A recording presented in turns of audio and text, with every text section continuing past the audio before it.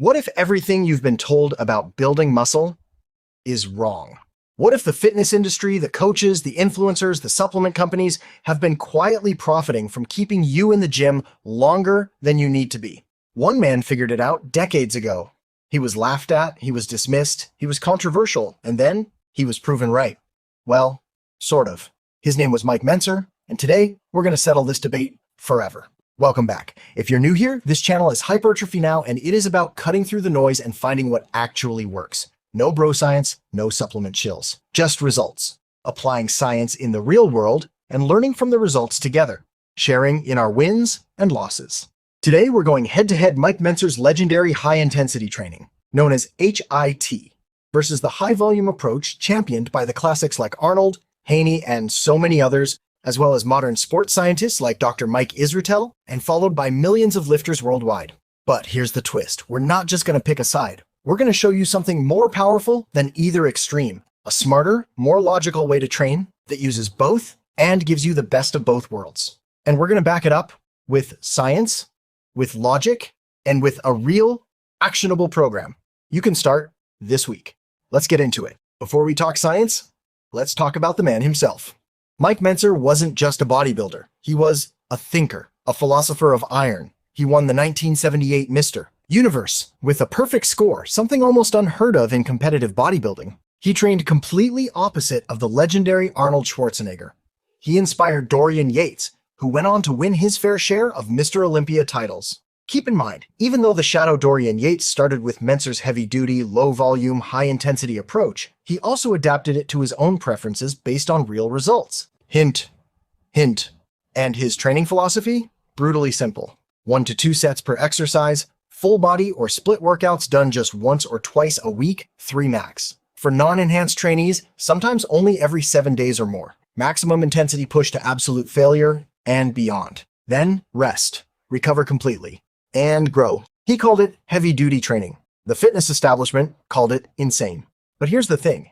His athletes got jacked, fast, with less time in the gym than anyone thought possible. So why did the industry ignore him? Because a guy who tells you to train less doesn't sell gym memberships, doesn't sell supplements, doesn't keep you scrolling for workout content. Now let's give credit where it's due, because Dr. Mike Israetel and the high-volume, maximum adaptive volume approach isn't just bro talk. It's built on real, peer-reviewed science. And to be real, outside of Dorian, Mentzer, and a handful of others, the majority of champions have trained high volume. Also, most champions are genetically blessed and on special supplements that enhance recovery and allow for much more volume. Mike himself, in addition to PEDs, had a pretty serious habit of methamphetamine use, which can really help you train hard and push your body to its limits. It can also lead to injuries and severe health issues.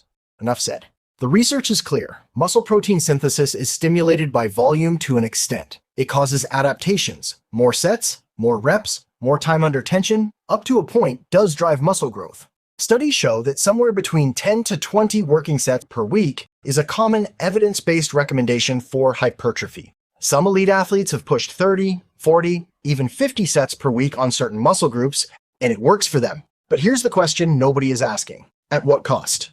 Time, fatigue, injury risk, hormonal disruption, burnout, joint wear, overtraining syndrome, and perhaps most insidiously, the fact that you have absolutely no idea which sets are actually doing the work, and which are just damaging your recovery. If you start at maximum volume, how do you know what's working? How do you isolate the signal from the noise? You can't. You're flying blind. And that, in retrospect, was probably Mentzer's most important contribution. What is the right amount of exercise for maximum results? And how do you find it for your body? Here's where I want to challenge the mainstream narrative with pure logic. Think about it like a drug dosage study. If a doctor wants to find the minimum effective dose of a medication, do they start by giving patients the maximum possible dose? Of course not. That's dangerous and reckless. They start low, they monitor the response, then they increase until they find the dose that works with the fewest side effects. Why should training be any different? If 1 to 2 sets of an exercise, done with maximum intensity, produces measurable muscle growth, and the science does show this, then why would you jump straight to 20 sets per muscle group as a beginner? You wouldn't, unless someone was profiting from your time in the gym. Here's what the science of progressive overload actually tells us. The body adapts to the stimulus you give it. Start with the minimum effective stimulus. Recover, grow, then Add more stimulus. This way you always know exactly what's working. You have a clear baseline, and more importantly, you have room to grow. Room to add volume when your body stops responding. That's not weakness, that's strategy. So what does the optimal approach actually look like? Here's the protocol I want you to consider, and it blends the best of both worlds. We structure the week into two distinct types of training days. High-intensity days, 1 to 2 times per week. These are your Mike Mentzer days. Full body, low volume, maximum intensity. Here's how it works. Choose safe, compound movements. Think leg press over free weight squats, cable rows over barbell rows, chest press, plate-loaded machine over heavy dumbbells. We want maximum muscle stimulus, minimum injury risk. This varies a lot person to person, but test it for yourself. Perform just 1 to 2 working sets per exercise. Use the rest-pause technique. Push to failure. Rest 10 to 20 seconds. Do another mini set to failure. Rest again. One more mini set. That's 1 set. Done. Take 48 to 72 hours minimum before your next workout. Why does this work? Because genuine muscular failure is a powerful growth signal. It tells your body in no uncertain terms, we need more muscle here. Build it. But it's also deeply fatiguing, deeply damaging to muscle tissue, which is why you cannot do it every day. Recovery isn't optional, it's where the growth actually happens. Pump, feeder workouts 2 to 3 times per week. These are your sub-failure, low-damage volume days.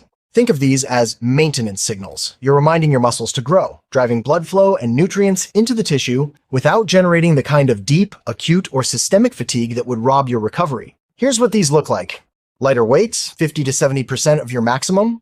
Higher reps, 15 to 25 per set. Stop 1 to 3 reps before failure.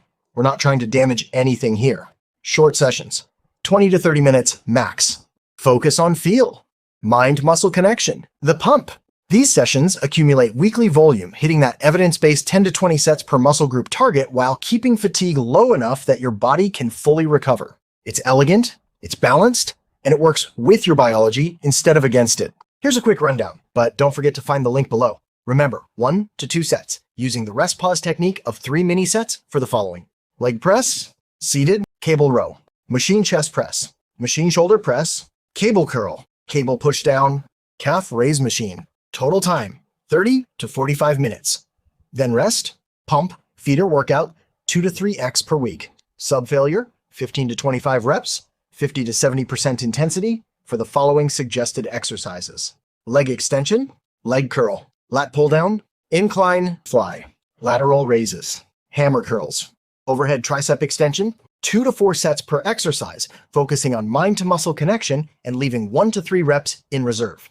Total time, 20 to 30 minutes, light, fresh, keep rests brief at 30 to 60 seconds between sets, focused on feel. If you are cutting, add cardio sessions to these light resistance training workouts. RIR means reps. In reserve, you stop when you have 3 reps left in the tank. Not to failure, never to failure on pump days. In the words of Lee Haney, these days are to stimulate, not annihilate. Use your pump or feeder workouts to add volume for lagging body parts.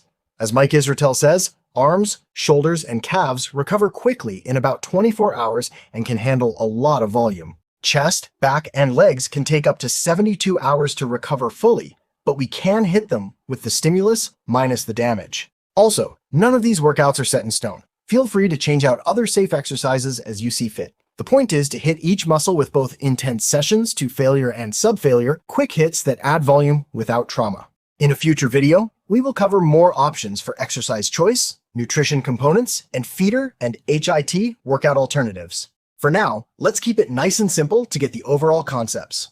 So, let's summarize and wrap it all up with some more specifics. Here's your weekly blueprint. Monday, high intensity full body. Tuesday, rest. Wednesday, pump workout. Thursday, rest. Friday, high intensity full body. Saturday, pump workout. Sunday, rest. The day's exact workouts and exercises are not set in stone. The concept is simple. There are damage days and there are pure stimulus days, none of which can be productive without rest days. If fat burning is the goal, steady state cardio can be added where needed. For hard gainers, or if you fail to recover on time, you can even alternate 1 and 2 intense HIT workout weeks. For example, week 1, you would train Monday and Friday with HIT. Then the next week, you hit it just 1 day on Wednesday and go back to high intensity again the following Monday and Friday. That increases recovery days to 4 to 5 between intense sessions. You can still hit the pump workouts, but try to give yourself a day of rest around HIT failure workouts for the days before, after, or both. Mike Mentzer died in 2001. He never got to see all of his ideas validated by modern research. Never got to see the emergence of concepts like minimum effective volume or minimum effective dose, or the growing mountain of evidence that recovery is just as important as the work itself. He was onto something. But we can't stop there. Just as Mike did, we have to question everything. Apply the science to real life and adapt as needed to our own personal natural ability, results, and preferences. But his core insight that more is not always more has stood the test of time. The fitness industry wants you confused. It wants you chasing the next program, the next split, the next supplement. Because a confused customer is a customer who keeps buying. A personal trainer gets paid by the hour, so they need to train you 5 or 6 days per week.